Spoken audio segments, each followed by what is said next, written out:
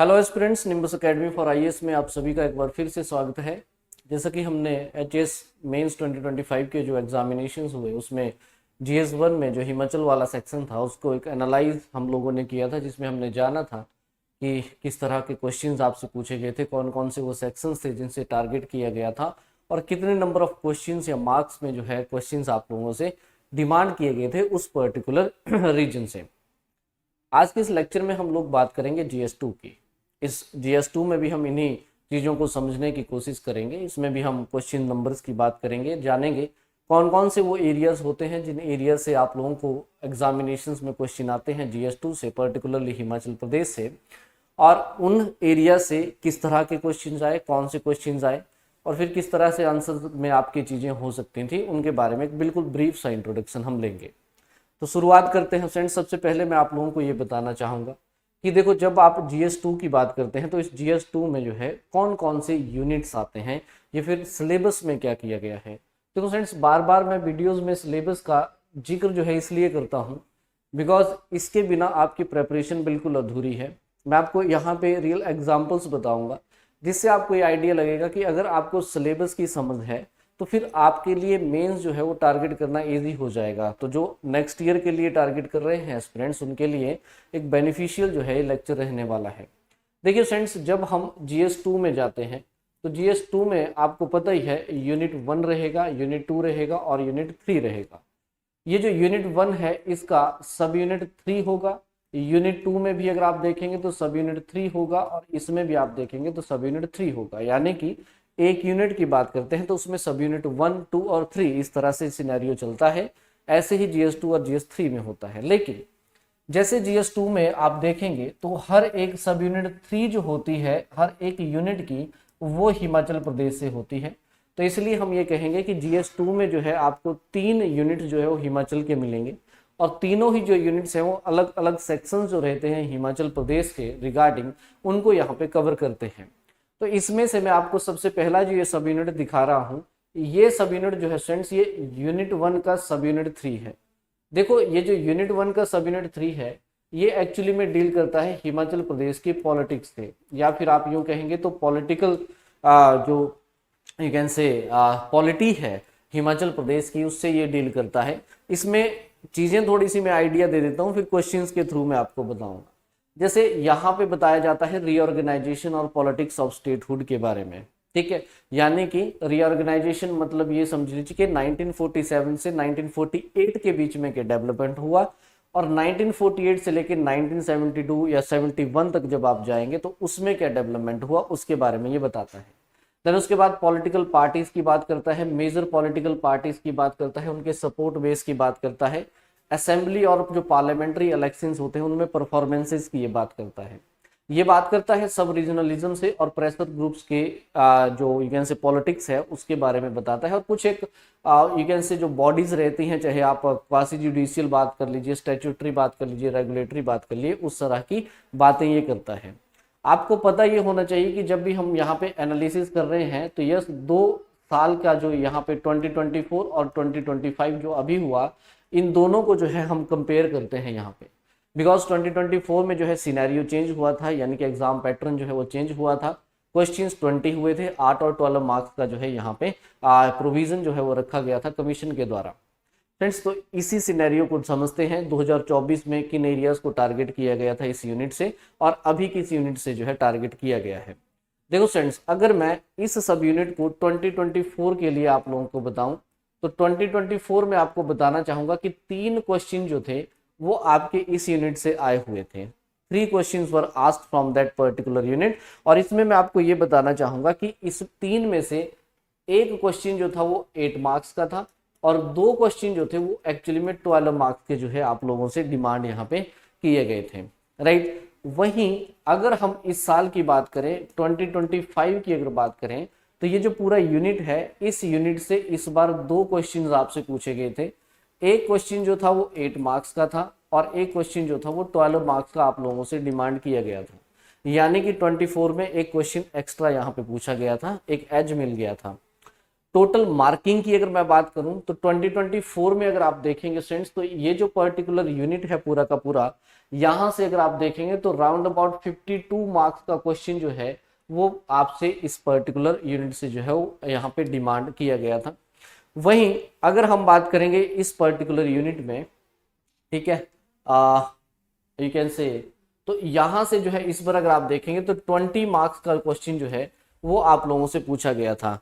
Let me सी one thing, yes ना, माफ कीजिएगा, ये 52 नहीं बनेगा, ये 32 बनेगा, राइट।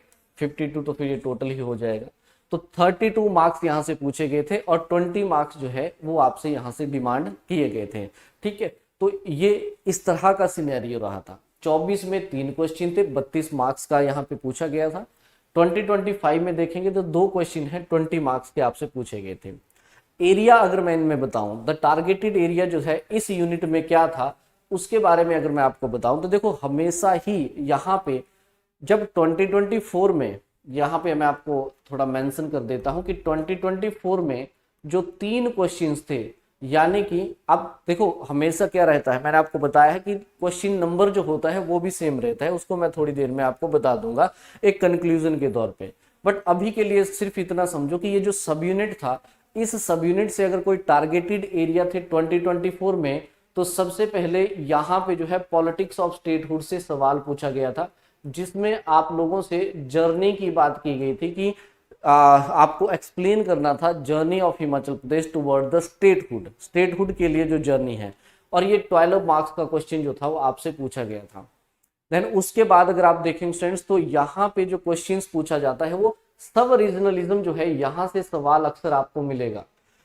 इसमें बहुत सारी चीजें होती हैं। सब रीजनलिज्म की वजह से न्यू एंड ओल्ड हिमाचल की पॉलिटिक्स बनती है, अपर एंड लोअर रीजन की पॉलिटिक्स पैटर्न बनता है। यहीं से अगर आप देखेंगे तो बाइपोलर पॉलिटिक्स बनती है। यहीं से अगर आप देखेंगे तो इस तरह की बहुत सारी चीजें जो है आपको देखने को मिलेंगी। लैंग्वेज जो है पॉलिटिक्स को डिफाइन करता है, कल्चर पॉलिटिक्स को डिफाइन करता है, इकोनॉमी पॉलिटिक्स को डिफाइन करती है।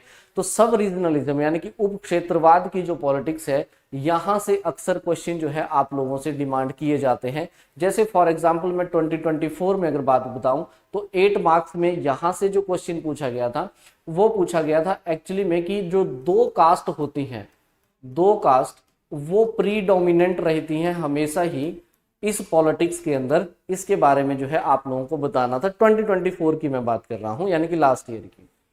देन उसके अलावा जो है तीसरा क्वेश्चन जो स्टूडेंट्स यहाँ से आपसे उस टाइम पे पॉलिटिक्स में पूछा गया था, वो भी अगेन अगर हम देखेंगे यहाँ पे अगेन सब रीजनलिज्म से ही पूछा गया था। लेट मी चेक वंस की कौन सा क्वेश्चन जो था आप लोगों से उस टाइम पे यहाँ पे डिमांड किया गया था। तो यस 2014 में अगर आप देखेंगे तो क्वेश्चन नंबर 19 और 18, यस ठीक है। तो 8 मार्क्स में ये हो गया 12 मार्क्स का। देन उसके साथ साथ अगर आप देखेंगे तो एक और क्वेश्चन जो था आप लोगों से 2024 में जो है यहाँ पे डिमांड किया गया था, जिसमें आपसे पूछा गया था पॉलिटिकल पैटर्न के बारे में।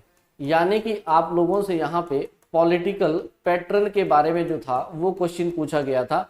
आपने बताना था अपर और लोअर रीजन में जो पॉलिटिकल पैटर्न है उसके बारे में आपसे डिमांड की गई थी।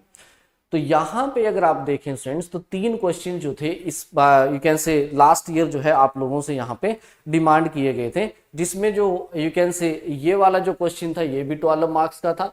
ये वाला जो क्वेश्चन था यानी कि जर्नी ऑफ टुवर्ड स्टेटहुड, ये भी 12 मार्क्स से था। ये 8 मार्क्स का क्वेश्चन जो था आप लोगों से पूछा गया था, राइट। तो 24 में टारगेटेड एरिया ये थे।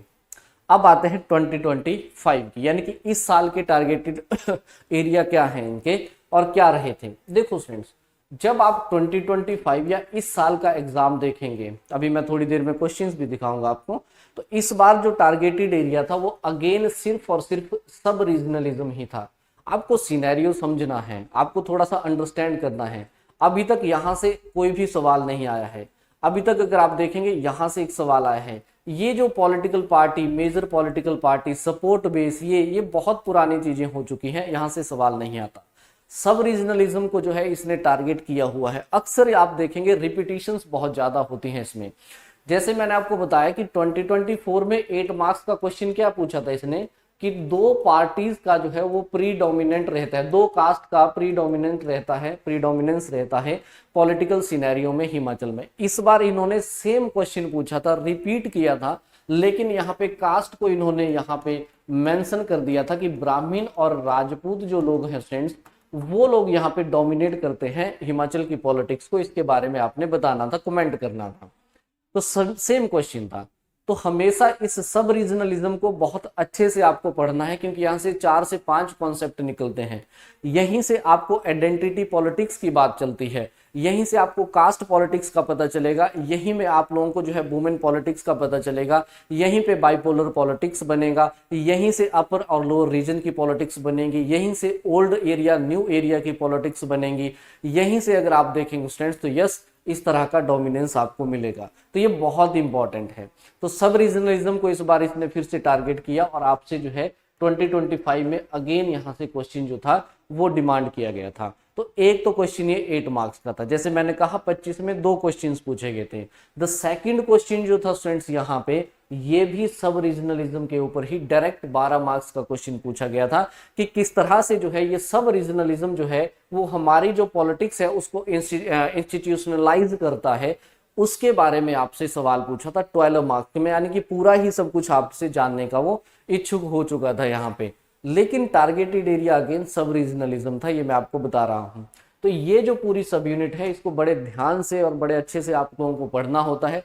हर बार क्वेश्चन कहीं ना कहीं इसको टारगेट कर रहे हैं, लेकिन मैं ये नहीं बोल रहा हूँ कि और जगह से नहीं आ सकता, लेकिन इसको बड़े अच्छे से करिएगा। और उसके साथ साथ जो है प्रेशर ग्रुप्स की जो पॉलिटिक्स होती है, अभी तक यहाँ से सवाल नहीं बना है, पॉसिबिलिटीज है, हो सकती है आने वाले समय में हमें क्वेश्चन दिखे। तो यस जो क्वेश्चंस थे इस बार, पहला टारगेटेड एरिया था पॉलिटिक्स ऑफ हिमाचल प्रदेश, जिससे इस तरह के क्वेश्चंस थे। चलिए स्टूडेंट्स, दूसरा अगर मैं आपको सब यूनिट बताऊं, यानी कि ये यूनिट 2 का सब यूनिट 3 है। अब ये यूनिट 2 का सब यूनिट 3 जो है ये एक्चुअली में बात करता है हिमाचल प्रदेश में गवर्नेंस से। अब इस गवर्नेंस से अगर आप क्वेश्चंस देखें, पहले तो मैं आपको बता देता हूं, इसमें Himachal Pradesh public service guarantee act लिखा है, राइट टू इंफॉर्मेशन एक्ट 2005 लिखा है, और उसके लिए रूल्स क्या बनाए गए हैं सरकार के द्वारा वो बताता है। एडमिनिस्ट्रेटिव रिफॉर्म की बात करता है ये इफेक्टिव पब्लिक सर्विस डिलीवरी से, और 73rd और 74th जो सीए हुआ था, यानी कि पंचायती राज और उसके साथ साथ अर्बन लोकल बॉडीज जो हैं, म्यूनिसिपैलिटीज जो हैं, उनकी बात ये करता है।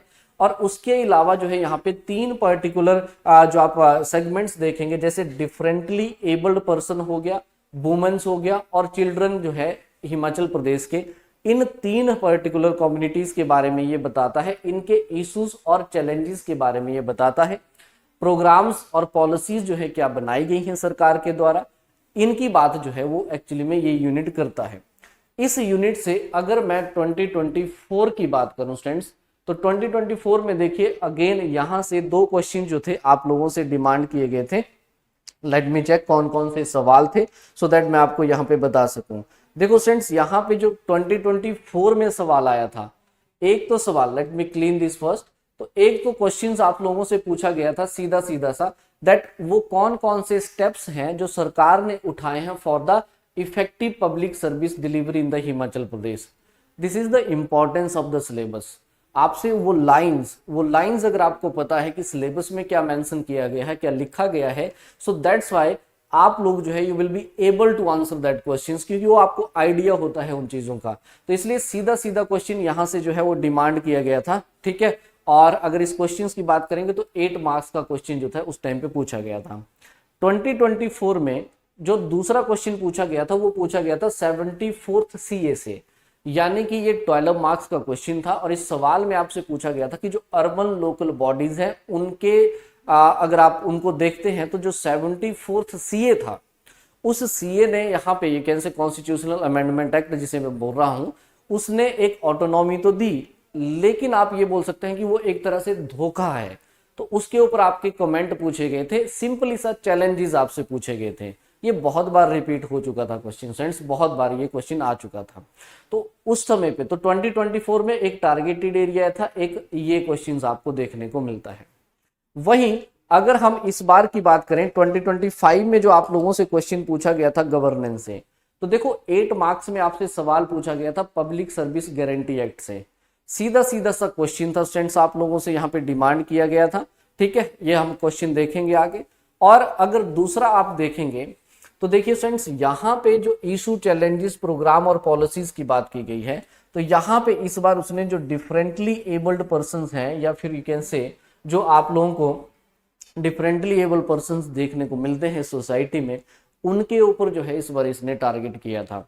वहां पे इसने बात की थी कि किस तरह से जो प्रोग्राम्स हैं सरकार के, कि और आपसे ना आपका व्यू पॉइंट पूछा गया था इसमें, जिसमें अभी हम क्वेश्चंस देखेंगे, बट टारगेटेड एरिया ये था कि इनके जो प्रोग्राम्स हैं, क्या हम कह सकते हैं कि बेहतरी से जो है ये इंप्लीमेंट हुए हैं कि नहीं हुए हैं, इस तरह की बातें जो है वो आप लोगों से डिमांड की गई थी।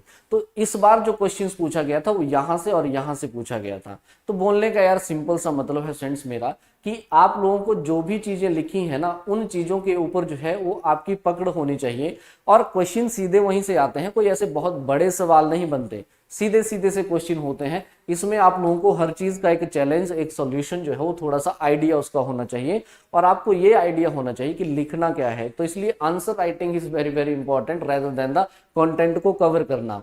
तो अगर आपके पास 4 अच्छी बेहतर चीजें भी हैं, तो आप उनको अगर बेहतरी से प्रेजेंट कर पा रहे हैं, तो यस वो एक तरह से एज हो जाता है आपकी प्रेपरेशंस में।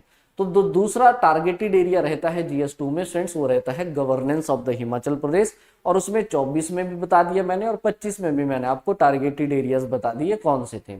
उसके बाद अगर आप देखेंगे स्टूडेंट्स, तो थर्ड पोर्शन रहता है इस पर्टिकुलर GS2 में खासकर। तो GS2 में जो है स्टूडेंट्स, यहाँ से आप लोगों से जो क्वेश्चंस पूछते हैं, देखो पहले तो आप देखो सिलेबस क्या है। सिलेबस बात करता है साइबर क्राइम के ऊपर, ड्रग मैनेज के ऊपर, इसका मैकेनिज्म क्या है डिटेक्ट करने का और किस तरह से कंट्रोल करने का हिमाचल प्रदेश में। ये बात करता है यहाँ पे यू कैन से जो अग्रेरियन सोसाइटी है उसके लिए डिफरेंट डिफरेंट इनेक्टमेंट्स की बात करता है, चाहे आप फिर 1972 के यू कैन से लैंड रिफॉर्म्स, जिसे जितने भी लैंड रिफॉर्म्स हैं उनके बारे में ये पूछता है। उसके बाद ये बात करता है स्टूडेंट्स यहाँ पे कि सोशियो इकोनॉमिक डेवलपमेंट जो है SCs की और STs की, इसके लिए सरकार की क्या क्या पॉलिसीज जो है उन्होंने बनाई हैं। ये बात करता है ट्राइबल वेलफेयर एडमिनिस्ट्रेशन पे, ट्राइबल सब प्लान पे, और सिंगल लाइन एडमिनिस्ट्रेशन के ऊपर जो है ये बात करता है। अच्छा, एक अमेजिंग बात क्या है, अमेजिंग ये है स्टूडेंट्स, अगर आप 2024 की बात करें तो स्टूडेंट्स यहाँ से कोई क्वेश्चन नहीं पूछा गया था। अगर आप लोग अगेन 2025 की बात करें तो अगेन यहाँ से कोई क्वेश्चन जो है वो नहीं पूछा गया था। इससे पहले भी अगर आप जाएं तो अगर लीस्ट आस्किंग कोई सब यूनिट है इस पर्टिकुलर GS2 में, तो वो एक्चुअली में यही है। यहाँ से अभी तक जो है सवाल आपसे नहीं पूछे गए हैं। हो सकता है 2016 के आसपास जो है आपसे सवाल पूछा गया हो यहाँ पे अग्रेरियन सोसाइटी के ऊपर, लेकिन उसके बाद कोई ऐसे बड़ा मेजर क्वेश्चन जो है वो आप लोगों से अभी तक डिमांड नहीं किया गया है। और हम कंपेयर कर रहे हैं इन दोनों ईयर्स को, तो इसलिए इन दोनों ईयर्स में अगर आप देखेंगे तो आपसे किसी तरह का कोई सवाल जो है वो नहीं पूछा गया था, कोई क्वेश्चन जो है इस पर नहीं आया था। तो आइए फिर बात कर लेते हैं स्टूडेंट्स यहाँ पे किस तरह के क्वेश्चन थे। बट बिफोर दैट, तो ये है वो 3 सब यूनिट्स, जिन 3 सब यूनिट्स को टारगेट किया जाता है जब आप GS2 की बात करते हैं हिमाचल प्रदेश की, और उसमें हिमाचल के सेक्शन की जब आप बात करते हैं तो आपको आइडिया ये होना चाहिए PYQs की एनालिसिस, मेंस के लिए answer writing, these are some important tools जो आपको पता होने ही चाहिए। उन्हीं के थ्रू जो है आप एक बेहतर आंसर भी लिख पाओगे और अंडरस्टैंड कर पाओगे उस कमीशन के ट्रेंड को, और कमीशन जो है क्या डिमांड करता है, उसकी रिक्वायरमेंट्स को फुलफिल किया जा सकता है ड्यू टू इसी के कारण, या फिर एनालिसिस के थ्रू जो है आप लोग यहाँ पे कर सकते हैं, राइट। तो एक तरह से मैं आपको एक चीज बता देता हूं यहाँ पे, देखो स्टूडेंट्स, जब भी हम लोग यहाँ पे यू कैन से बात करते हैं तो 2024 में और 2025 में, राइट। तो यस, अब क्वेश्चन का नंबर मैं आपको बता देता हूं। देखो, अगर आपको किसी स्पेसिफिक क्वेश्चन को टारगेट करना हो तो इसलिए मैं बता रहा हूं। तो यहाँ पे क्वेश्चन जो है वो जनरली स्टार्ट होता है क्वेश्चन नंबर 9 से, फिर आता है क्वेश्चन नंबर 10, क्वेश्चन नंबर 10 के बाद आप देखेंगे तो 18, देन क्वेश्चन नंबर 19 और question number 20।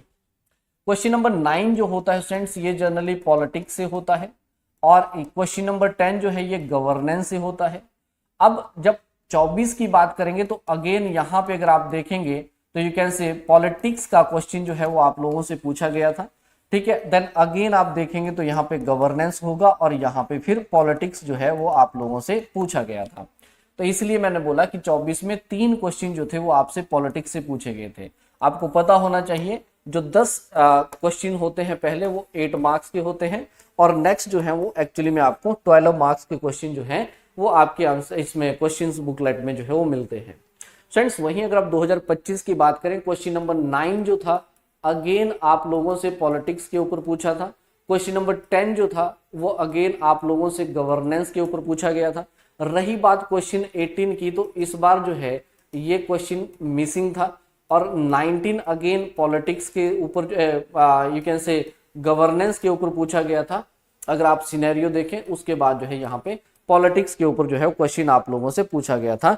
Let me check once कि इस तरह से था फ्रेम यार। 19 जो है यहाँ पे 19 जो है ये पॉलिटिक्स के ऊपर है, माफ कीजिएगा, और 20 जो है वो एक्चुअली में गवर्नेंस के ऊपर पूछा गया था। 2024 की अगर बात करें तो 5 में भी जो है इस तरह से हुआ था। तो यस यहाँ पे आप लोग पॉलिटिक्स कीजिए और यहाँ पे आप लोग गवर्नेंस कीजिए, ठीक है। तो यानी कि सिनेरियो क्या है, पॉलिटिक्स गवर्नेंस, इस तरह से जो है वो यू कैन से ट्रेंड चलता है। तो पॉलिटिक्स से आया, गवर्नेंस से आया, फिर पॉलिटिक्स और गवर्नेंस से। तो इस बार 2 ही क्वेश्चन जो है पॉलिटिक्स से थे, 2 ही क्वेश्चन जो है वो जनरली आपको किस में मिलेंगे, यहाँ पे गवर्नेंस से थे। अगेन जो यूनिट 3 सब यूनिट 3 है, यूनिट 3 का वहां से कोई क्वेश्चन जो था वो आप लोगों से फ्रेम नहीं किया गया था। तो लास्ट अगर आप देखेंगे, मैंने आपको ये भी बता दिया कि पॉलिटिक्स वाला जो सब यूनिट था अगर आप उसमें देखेंगे तो यस ये 32 मार्क्स के आसपास आया था। इस बार जो है वो 20 मार्क्स का आया है, क्योंकि आप देखेंगे पॉलिटिक्स से 1 और उसके बाद 2 क्वेश्चन पूछे हैं, एक 8 का एक 12 का। तो इस बार जो मार्किंग थी वो 40 मार्क्स था, ये आपने ध्यान रखना है। और लास्ट ईयर जो है ये पूरा का पूरा हिमाचल प्रदेश का जो यूनिट है ये 52 के आसपास जो है वो आपको मिला। तो इसलिए मार्किंग तो कम हुई है इस बार अगर आप देखेंगे तो सिर्फ 40 नंबर का ही जो है वो GS2 में हिमाचल प्रदेश का पोर्शन आपको मिलता है, ठीक है। चलिए अब मैं आपको बता देता हूं कि वो कौन कौन से क्वेश्चंस थे जो क्वेश्चंस आपसे पूछे गए थे, और उन क्वेश्चंस में जो है क्या कुछ आप लोगों को यहाँ पे मेंशन जो था वो करना था, ठीक है। तो मार्किंग भी हमने कर लिया, ठीक है, और ये सारी चीजें भी हम लोगों ने यहाँ पे कर ली। चलो अब क्वेश्चंस को देख लेते हैं कि किस किस तरह के क्वेश्चंस जो थे वो आप लोगों से यहाँ पे डिमांड किए गए थे। तो इसलिए जरूरी होता है आप लोगों को सिलेबस को देखना। जितना आप स्टडी करेंगे यार, आपकी अगर आप लोग अपनी प्रेपरेशंस का इंटीग्रल पार्ट बना लीजिए सिलेबस को, जितना हो सके इसको डेली बेस पे देखिए, याद कीजिए, समझिए, और उसके साथ साथ उसका सिनेरियो समझिए, कमीशन क्या आपसे पूछने की कोशिश कर रहा है।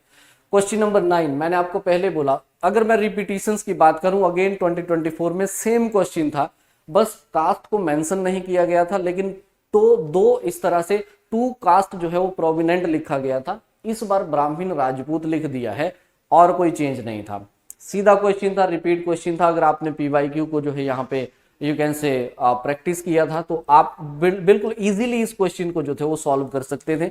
अपना टाइम जो है इसमें बिल्कुल सेव आप लोग यहाँ पे कर सकते थे अगर आप लोगों ने प्रैक्टिस जो है अपनी वो PYQ से जो है वो जनरली की होगी, ठीक है। तो इंट्रोड्यूस करना था आपको छोटा सा, उसके बाद मेन कंटेंट में कुछ आप लोगों को यहाँ पे मैं ये बताना चाहता हूँ कि इन चीजों को मेंशंस करना था आप लोगों ने। जैसे आप न्यूमेरिक स्ट्रेंथ की यानी कि पॉपुलेशन की आपने बात करनी थी, तो जैसे राजपूत देखेंगे तो अगर कास्ट में देखा जाए सबसे ज्यादा पॉपुलेशन उन्हीं की है 32% के आसपास, और उसके बाद ब्राह्मण्स आते हैं 18% के आसपास, तो टोटल 50% है।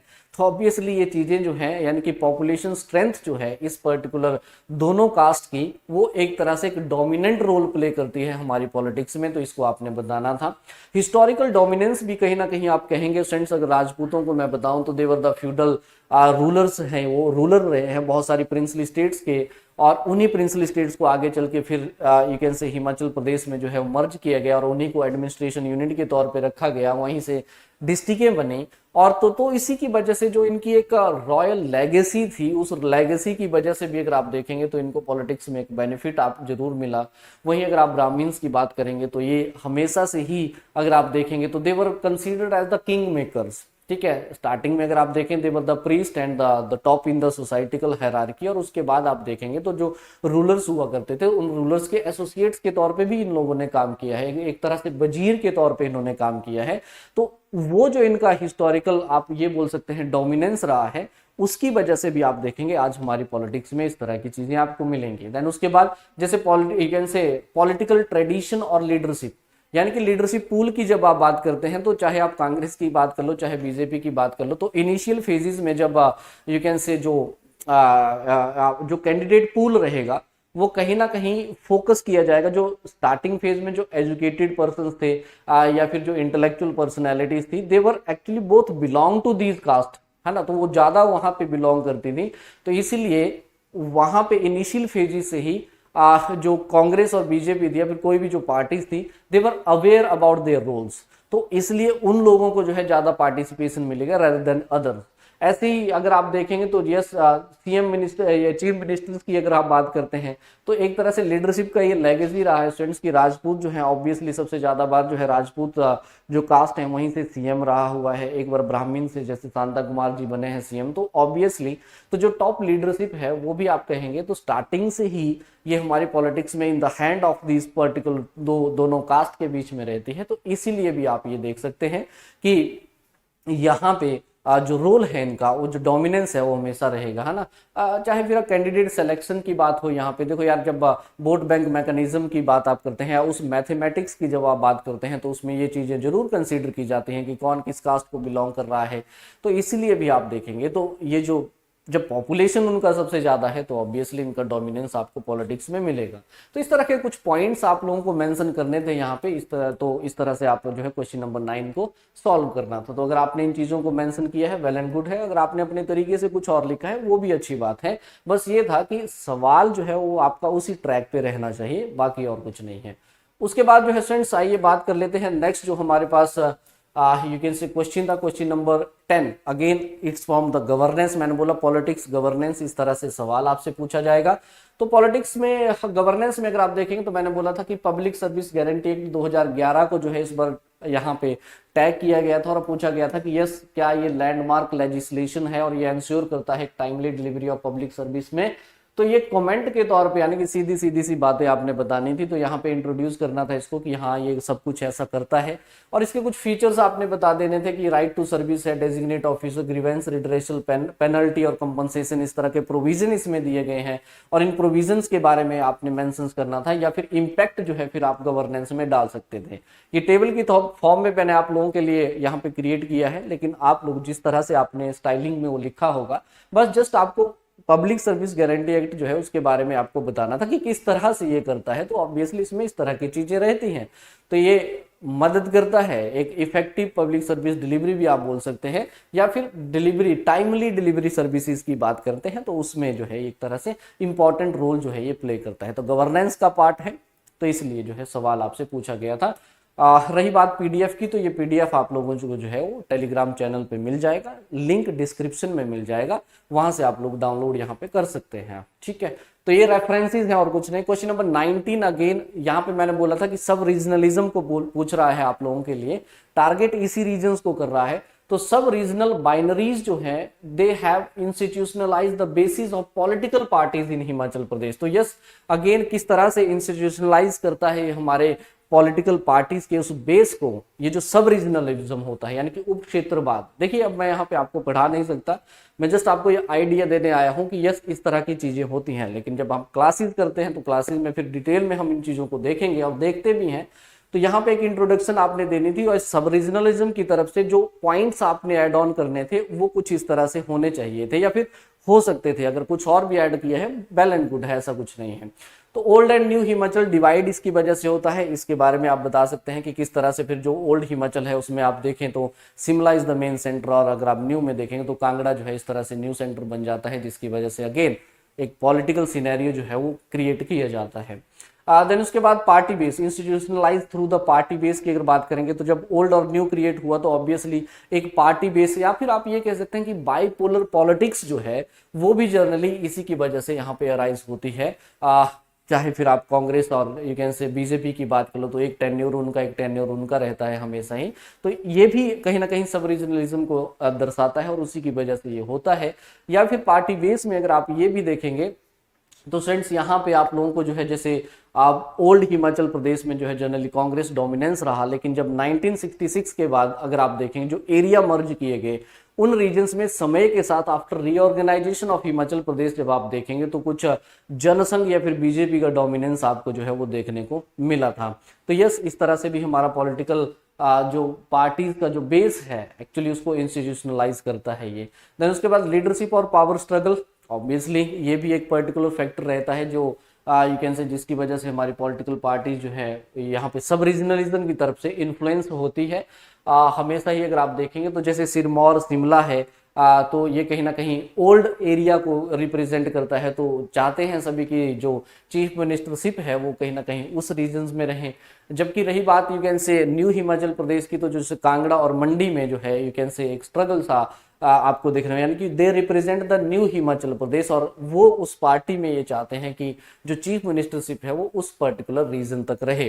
तो इस तरह से भी आप देखेंगे तो हमारे यहाँ पे इसका यू कैन से जो बेस है हमारी पॉलिटिकल पार्टी का उसको इंस्टीट्यूशनलाइज किया जाता है। देन उसके बाद जो है एक आप कॉन्सिक्वेंस भी जो है वो जनरली दे सकते हैं, यानी कि कॉन्सिक्वेंस बोलने का मतलब है बहुत सारे ऐसे फैक्टर्स होते हैं फ्रेंड्स, चाहे आप इकोनॉमिकल डेवलपमेंट की बात कर लीजिए, चाहे इंडस्ट्रियल डेवलपमेंट की बात कर लीजिए, तो ये सारी चीजें जो हैं सब रीजनलिज्म में ही आती हैं। और इसी की वजह से आप देखेंगे तो बहुत सारे चाहे आप कल्चर ले लीजिए, लैंग्वेज ले लीजिए, उन सभी की वजह से जो है आप देखेंगे तो ये जो सब रीजनलिज्म की जो बाइनरीज हैं ये हमारे इस पॉलिटिकल सिस्टम को जो है वो क्रिएट करती हैं, या पॉलिटिकल पार्टीज जो है उनका एक बेस बनाती हैं। वो चीजें जो है आपने यहाँ पे ऐड ऑन करनी थी, एक छोटा सा आप लोगों ने कंक्लूजन देना था। क्वेश्चन नंबर 20 की तरफ बढ़ते हैं। तो ये क्वेश्चन नंबर 20 अगेन जो है आप लोगों से जो है स्टूडेंट्स, मैंने आपको कहा गवर्नेंस में इस पर डिफरेंट जो एबल्ड पर्सन थे उनके ऊपर टारगेट किया गया था, और ये बोलता है कि programme and policy of the Himachal Pradesh government for the welfare of the differently abled persons are far from the satisfactory. इस पे आप लोगों से जो है पूछा गया था कि क्या आप एग्री हैं या नहीं है। ये क्वेश्चन ऐसा था, इसमें आप लोगों को एक बिल्कुल बैलेंस अप्रोच रखनी थी।